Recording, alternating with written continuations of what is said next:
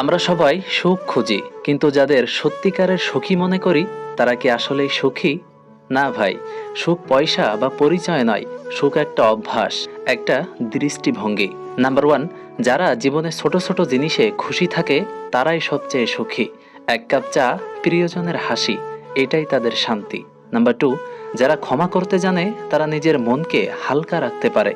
মনে ক্ষোভ জমলে সেখানে সুখ আসতে পারে না। নাম্বার থ্রি, যারা অন্যের কথায় নয় নিজের ইচ্ছেই বাঁচে। নিজের পথ নিজে বেছে নিলে জীবন অনেক সুন্দর হয়।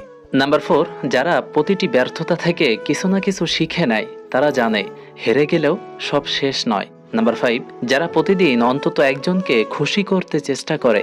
তারা জানে সুখ ভাগ করলে সেটা আরো বাড়ে। ভাই, একটা লাইক দিও যেন এই কথাগুলো অন্য কারো হৃদয়ে লাগে। তুমি কি মনে করো, কে সবচেয়ে সুখী মানুষ? কমেন্ট